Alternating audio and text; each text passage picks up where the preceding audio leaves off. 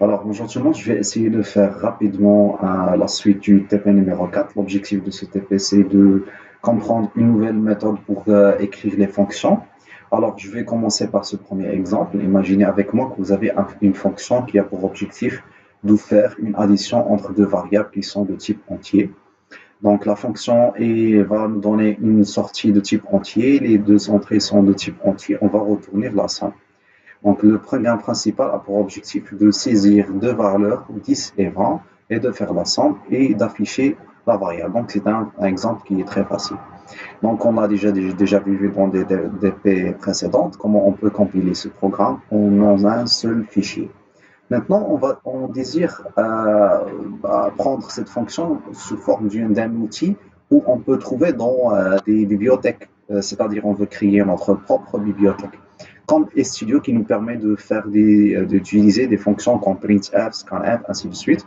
Donc maintenant, on désire de créer une nouvelle bibliothèque qui a comme outil de faire l'addition. Donc c'est très très facile. Donc pour créer une nouvelle bibliothèque, c'est-à-dire on va essayer de créer un fichier de type header, c'est-à-dire on va nommer notre fonction de type header. Exemple, j'ai utilisé le mot application comme titre, .h, ça veut dire header. C'est comme studio.h, studio header. Donc, pour faire cette fonction de sommation, on aura besoin de cet outil ou bien l'outil de faire la sommation arithmétique. Elle provient de studio, donc on doit faire l'appellation de la bibliothèque include studio. On va appeler la fonction, on va définir la fonction qui est de type qui va nous donner un routeur de type entier, de variable de type entier. Maintenant, on va faire une nouvelle fonction, une fonction principale. On va ajouter ou bien include application.h. Donc, le fichier on va appeler le fichier séparé.h dans notre fonction principale et on va faire l'utilisation de la fonction. Donc, tout simplement, il faut uniquement compiler ce fichier. Donc, on va cliquer ici, on va générer le fichier application.xo et on va l'appeler.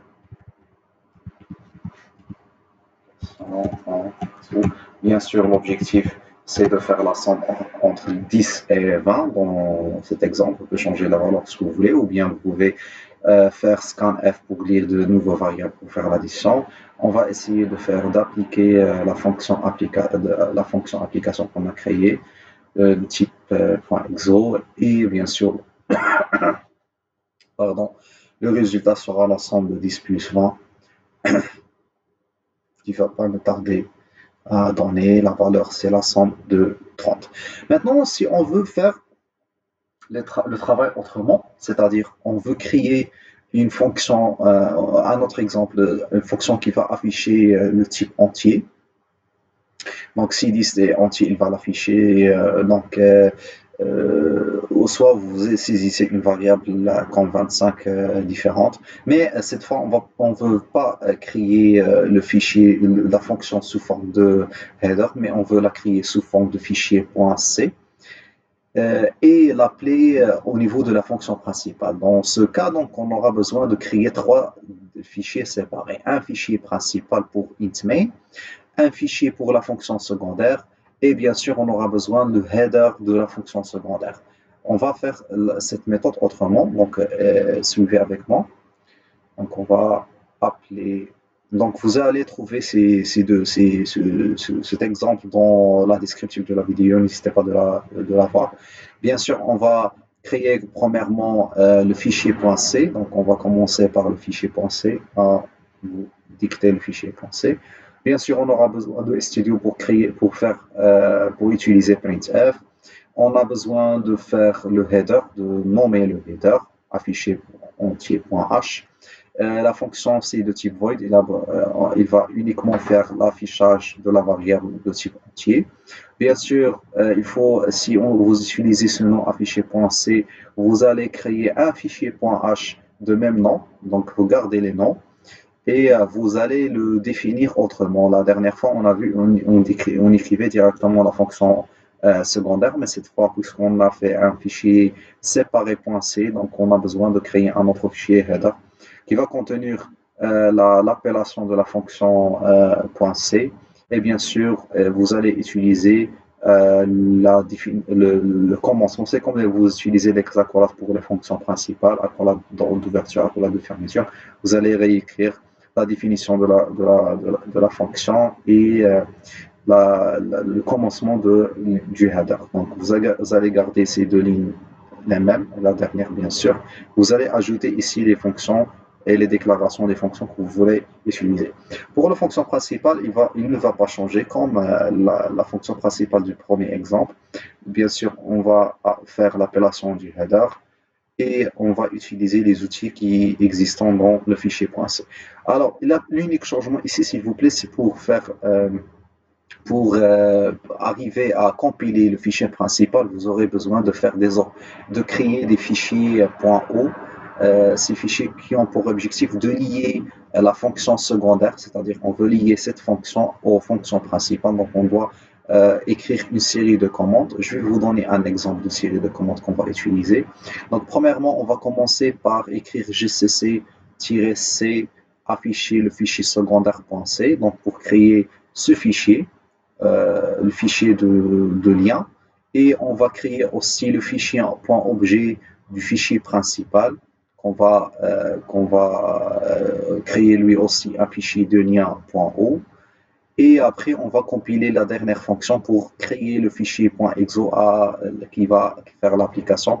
L'exemple, on a créé un fichier .exo qui se nomme mon programme, bien sûr, qui va lire les fichiers .o du fichier principal et du fichier secondaire. Et on va commencer par ce premier code pour créer le fichier .o. Je l'ai déjà fait, mais c'est pas grave, on va le refaire. Donc, il a créé le fichier .o pour le fichier secondaire, on va commencer par lui. Donc, fichier .o, il est là.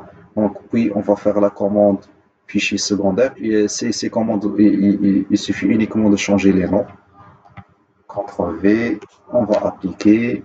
Et la dernière ligne, dernière commande, il va s'occuper de créer le fichier .exo du programme final qui s'appelle mon programme. CTRL V. Voilà. Ça prend un petit peu de temps si vous avez beaucoup de fonctions à faire.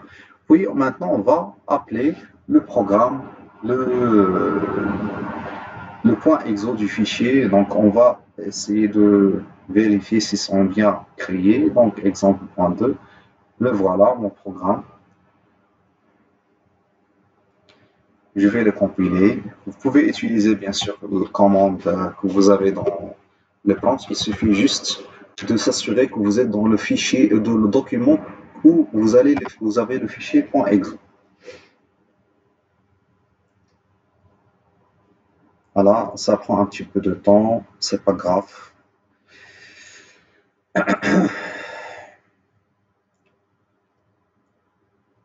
Bien sûr, vous utilisez les mêmes commandes pour la partie commande. Donc, par exemple, si vous n'avez pas le logiciel Visual Studio, vous utilisez directement le GCC que vous l'avez installé. Donc, vous faites copier comme ça. Vous allez à la partie commande. Voilà. Vous écrivez CD, le lien, et bien sûr, vous appliquez ces commandes qu'on vient de citer pour faire la compilation. Donc maintenant, je vais vérifier. Donc l'objectif de première fonction, c'est d'afficher le numéro 10. Elle est de type entier. X, il va prendre la valeur de X et il va l'afficher. Donc j'espère que c'était clair.